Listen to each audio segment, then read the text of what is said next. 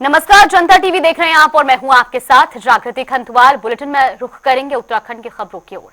देहरादून में दर्शन शैक्षिक भ्रमण के संबंध में कार्यक्रम का आयोजन किया गया, जहां कार्यक्रम में मुख्यमंत्री पुष्कर सिंह धामी ने मुख्य अतिथि के रूप में शिरकत की और इस अवसर पर सीएम ने हाई स्कूल परीक्षा 2024 के 157 टॉपर छात्र छात्राओं के दल को भारत दर्शन शैक्षिक भ्रमण यात्रा पर हरी झंडी दिखाकर रवाना किया। तो वहीं सीएम ने कार्यक्रम को संबोधित करते हुए कहा कि आज पूरे देश में उत्तराखंड के कई निर्णय बेस्ट साबित हो रहे हैं। सभी ब्लॉकों से जो मेधावी छात्र और छात्राएं हैं उनको शैक्षिक भ्रमण कार्यक्रम ये हमने पहले घोषणा करी थी कि जो भी मेधावी छात्र छात्राएं होंगे हर ब्लॉक से एक छात्र एक छात्रा उनको शैक्षिक भ्रमण पर भेजेंगे। और आज ये दल पहली बार यहाँ से शैक्षिक भ्रमण के लिए जा रहा है। निश्चित रूप से इनसे हमारे इन सभी छात्र छात्राओं का एक व्यवहारिक ज्ञान बढ़ेगा, इनके व्यक्तित्व का विकास होगा। अन्य ऐतिहासिक और गौरवशाली जो स्थान है हमारे देश के अंदर, उन सभी को देखने को मिलेगा और वहाँ की संस्कृति, वहाँ की बोली भाषा सभी से परिचित होने का और उनके व्यक्तित्व का विकास का एक सुनहरा अवसर होगा। ये हमारे राज्य की अभिनव पहल है जिसको हमने पहली बार किया है और अभी संख्या लगभग 190 पूरे ब्लॉकों से आई है पूरे राज्य की। इस भ्रमण के बाद हम इस संख्या को भी बढ़ाएंगे जिससे कि हमारे और भी छात्र और छात्राएं प्रोत्साहित होकर मेधावी प्रदर्शन करें, अच्छा काम करें और आगे चलकर देश का नाम रोशन करें, राज्य का नाम रोशन करें।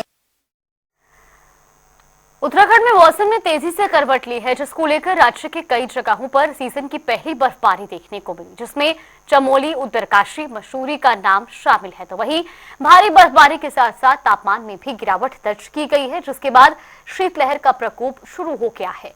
तो वहीं बर्फबारी को लेकर पर्यटकों के चेहरे पर भी खुशी देखने को मिली है।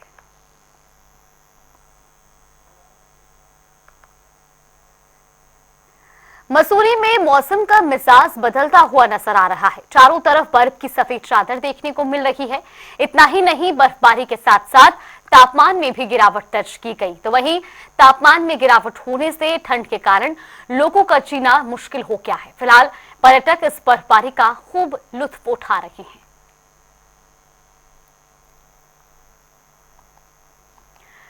अपने रुद्रप्रयाग दौरे के दौरान मुख्यमंत्री पुष्कर सिंह धामी ने ओंकारेश्वर मंदिर में पूजा अर्चना की, जिसके बाद सीएम ने पांडव नृत्य में भी हिस्सा लिया और इस दौरान उन्होंने पौराणिक परंपरा पांडव नृत्य के व्यापक के बारे में बात भी की।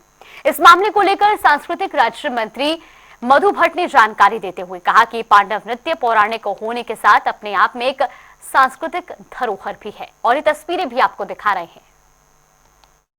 इस पे कर रहे काम देखिए, हमारी जो प्राचीन विधा है और पांडव यहाँ पे क्योंकि केदारनाथ में इस घाटी में रहे और उनके द्वारा ये जो मंचन किया जाता है, हमारे प्राचीन संस्कृति जो है उसका जो एक मैं कहूंगी जीवंत स्वरूप अगर आपको देखने को मिलेगा तो वो पूरे उत्तराखंड की केदार घाटी में अधिकतर मिलता है। माननीय मुख्यमंत्री श्री पुष्कर सिंह धामी जी ने इस विधा को कल स्वयं वहां पर जाकर देखा और जिस प्रकार से, क्योंकि पांडव नृत्य जो है एक भावनात्मक एक पहलू भी रहता है, उसमें सारे जितने भी हमारे जो कलाकार हैं वो उसे आपको एकदम नजर आएगा कि वो उसी रूप में और वही उनकी जो विधा है जो पांडव नृत्य की, वही पूरा महाभारत कालखंड का वही नृत्य आपको बिल्कुल दिखाई देगा। और साथ में सभी लोग बहुत इमोशनल हो जाते हैं, बहुत भावनात्मक हो जाते हैं। गांव-गांव में ये नृत्य किया जाता है और बच्चे, बूढ़े, जवान जो हैं वो वहां पर रहते हैं। उस स्थान पे स्थान पे किया जाता है, लेकिन वो बहुत ही एक मैं कहूंगी बहुत परंपरागत वेशभूषा जो हमारी जो प्राचीन समय से रही है उसी में किया जाता है और बहुत बड़ी विलुप्ति होती हुई जो ये हमारी जो संस्कृति है इसको पुनर्जीवित करने के लिए माननीय मुख्यमंत्री श्री पुष्कर सिंह धामी जी के द्वारा जिस प्रकार से समय समय पर अनेकों जो हमारे पर्व हैं उनको स्वयं जाकर वो इसको संस्कृति का प्रचार प्रसार करते हैं। इसी प्रकार से उन्होंने कल भी पांडव नृत्य को अपने सामने देखा और इसके प्रचार प्रसार की पूरी संभावनाएं जो है पूरे विश्व पटल पर रखने के लिए सभी से आह्वान किया। तो वही उत्तरकाशी में जिला न्यायालय परिसर में एक कार्यक्रम का आयोजन किया गया, जहां कार्यक्रम में जिला जज गुरबख्श सिंह ने मोबाइल वैन को हरी झंडी दिखाई। इस दौरान उन्होंने कार्यक्रम को संबोधित करते हुए कहा कि मोबाइल वैन के माध्यम से दूर दराज क्षेत्रों तक लोगों को कानूनी अधिकारों के प्रति जागरूक किया जाएगा।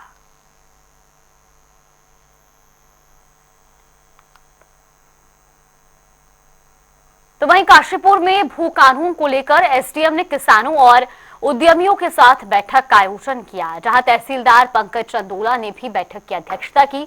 तो वहीं मीटिंग में किसान नेता टीका सिंह सैनी और कुलदीप सिंह चीमा ने अपनी बात रखते हुए सरकार से अपनी मांगों की अपेक्षाएं जाहिर की।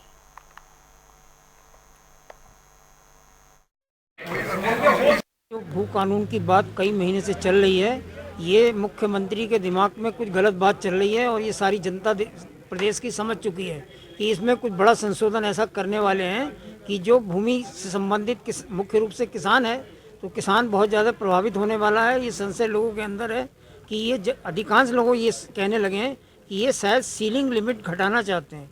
सीलिंग लिमिट जो 12.5 एकड़ ज़मीन की खेती करता है किसान, आज वो भी प्रॉफिटेबल नहीं है, क्योंकि मशीन का युग है। आज हल बैल वाला तो रहा नहीं। आज बड़े जो किसान हैं वही कुछ सर्वाइव कर रहे हैं, जो छोटे किसान हैं वो तो बेचारे बिल्कुल कर्जे में डूबे हुए हैं। आपको बताना चाहूँगा कि तहसील काशीपुर में भू कानून को लेके यहाँ पे अलग अलग जो स्टेक होल्डर्स हैं इनके साथ एक बैठक की गई। इसमें किसान यूनियन की तरफ से, बार की तरफ से, इंडस्ट्रियलिस्ट की तरफ से और जो प्रॉपर्टी डेवलपर होते हैं, कॉलोनाइजर हैं, इनके सबके साथ एक बैठक की गई। इसमें जो वर्तमान में हमारे लैंड रिलेटेड कानून है, वो जैसे जो हमारे वर्तमान में कानून चल रहे हैं, इस पे लेके चर्चा की गई। इसमें और आप लोग क्या सुझाव देना चाहते हैं, क्या इसमें बदलाव चाहते हैं, तो इसको लेके बहुत डिटेल में बैठक की गई। इसमें जितने भी यहाँ पे लोग आए थे उनके सुझाव को लिखा गया है, उसको डीएम सर के माध्यम से शासन को भेजा जाएगा। और यहाँ तो वहीं बांग्लादेश में अल्पसंख्यक हिंदुओं पर हो रहे अत्याचारों को लेकर उत्तराखंड वक्फ बोर्ड के अध्यक्ष शादाब शम्स का बयान सामने आया। उन्होंने कहा कि अब समय आ गया है कि देश भर के लोग एकजुट हों और बांग्लादेश का कड़ा विरोध करें। साथ ही उन्होंने क्या कुछ कहा, आपको सुनवाते हैं। देखिए, जिस तरह से बांग्लादेश के अंदर वहाँ के अल्पसंख्यक समाज के ऊपर अत्याचार हो रहा है, खुलेआम उनकी हत्याएं की जा रही हैं, मुझे लगता है हजारों की संख्या में लोगों को मौत के घाट उतार दिया गया है। हिंदुस्तान का अल्पसंख्यक समाज चुप क्यों है? वो आगे क्यों नहीं आ रहा है? उसको आगे आना चाहिए। जो विभत्स कांड हो रहे हैं, ये इतनी घिनौनी हरकतें, जहां एक तरफ मातम करते हैं यहाँ के लोग अल्पसंख्यकों के ऊपर, जरा सा कुछ हो जाता है, जहां हजारों लोग मार दिए गए, उसके लिए कोई आवाज नहीं उठा रहा है। मेरा विनम्र निवेदन है कि लोगों को आगे आना चाहिए, भारत के लोगों को आगे आना चाहिए और देश की सरकार से गुहार लगानी चाहिए कि किसी भी कीमत पर बांग्लादेश को सबक सिखाया जाए और वो जो वहां हत्याओं का सिलसिला चल रहा है उसे रोका जाए। बांग्लादेश में हिंदू अल्पसंख्यकों के साथ हो रही हिंसा को लेकर लोगों में अच्छी खासी नाराजगी है और ऐसे में इस मुद्दे को लेकर राष्ट्रीय मानवाधिकार संगठन ने अन्य सामाजिक संगठनों को हल्द्वानी में होने वाले विशाल प्रदर्शन में आने की अपील की। तो वहीं राष्ट्रीय मानवाधिकार संगठन ने सरकार से मांग करते हुए कहा कि अल्पसंख्यकों के खिलाफ हो रही हिंसा को जल्द से जल्द न्याय के दायरे में लाया जाना चाहिए। जो बांग्लादेश में महिलाओं पे अत्याचार हो रहे हैं, अल्पसंख्यक जो हिंदू है और अन्य समुदाय है, तो उन पे जो अत्याचार हो रहे हैं, तो उनके खिलाफ हम आवाज़ उठाना चाहते हैं, क्योंकि ये मानवाधिकार का हनन है और इसको हमको आवाज़ उठाना ही चाहिए। तो हम लोग यहाँ पे सारे हिंदू जो संगठन है उनसे हम ये आग्रह करते हैं कि आप सभी मिलके, हम सभी यहाँ के जो अपने भारत देश के जो नागरिक है, सबसे आग्रह करते हैं कि हम मिलके वहाँ पे इसके खिलाफ आवाज़ उठाएं। तो हल्द्वानी के जितने भी संगठन है, तो हम सब मिलके MBPG कॉलेज में इसके खिलाफ आवाज़ उठा रहे हैं और हम देश के हमारे जो भारत सरकार है उनसे विनती करते हैं कि वो अंतर्राष्ट्रीय दबाव लाए बांग्लादेश सरकार पर और ये जो हिंदुओं पे और वहाँ के जो अल्पसंख्यक समुदाय पर जो अत्याचार हो रहे हैं, इसको कहीं किसी न किसी तरीके से कंट्रोल करें। तो वही खबर विकास नगर से है, जहां पुलिस ने चोरी की वारदात पर पानी फेर दिया है। चोरी की बड़ी वारदात को अंजाम देने वाले 4 शातिर चोरों को पुलिस ने गिरफ्तार करने में सफलता हासिल की है और इसके बाद पुलिस ने आरोपियों के कब्जे से अवैध हथियार समेत चोरी के 27 एटीएम कार्ड और 2 मोटरसाइकिलों को भी बरामद किया है। राज्य में धामी सरकार कई ऐसे काम कर रही है जिससे न केवल पहचान कायम हो रही है बल्कि उन कार्यों के माध्यम से युवाओं के पलायन को रोकने के लिए भी लगातार कोशिशें की जा रही हैं, जिस पर अब भारतीय जनता पार्टी के प्रदेश महामंत्री खिलेंद्र चौधरी ने जानकारी देते हुए बताया कि रोजगार के अवसर को बढ़ावा देकर पहाड़ों से पलायन को रोकने के लिए कई योजनाएं बनाई गई हैं। आगे उन्होंने बताया कि शिक्षा और स्वास्थ्य के क्षेत्र में भी सरकार ने काफी काम किए हैं।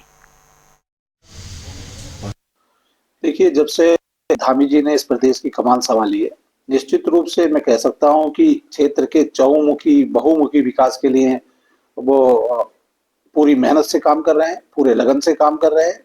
और जहां तक होम स्टे की बात कही आपने, चारधाम यात्रा की बात कही, क्षेत्र की जो जनता है, क्षेत्र में जो रोजगार के साधन डेवलप होने चाहिए, उनके लिए लगातार उनका प्रयास रहा है। चाहे वो सरकारी नौकरी की में भी बात करें हम, तो 22,000 सरकारी नौकरियां उत्तराखंड जैसे छोटे राज्य को धामी जी के द्वारा दी जा चुकी है। उसके साथ साथ होम स्टे को बढ़ावा देने का काम या रोजगार बढ़ाने का काम और शरतकालीन चारधाम यात्रा को जो आज उन्होंने पहल की है, वो सराहनीय कदम है। और जो हमारे सनातन धर्म में और जो हमारी चारधाम यात्रा में आस्था रखते हैं, उनके लिए एक अच्छा अवसर भी है।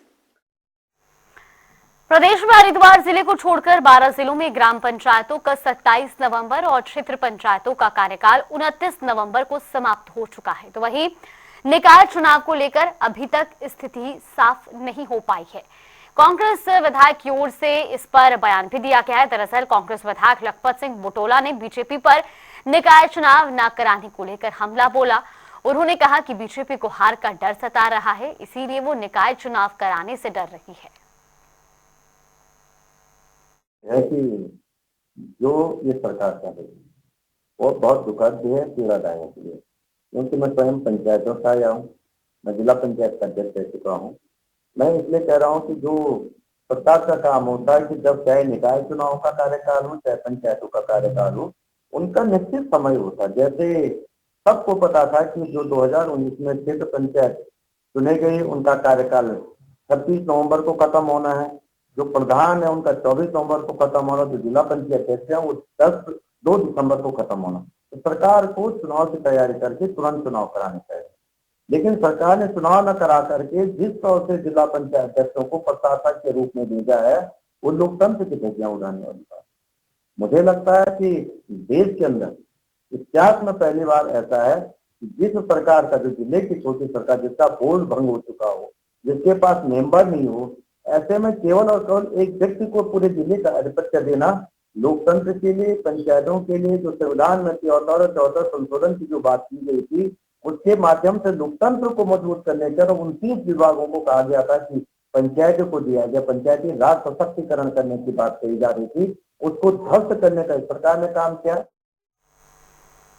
और इसी के साथ उत्तराखंड के बुलेटिन में फिलहाल के लिए बस इतना ही।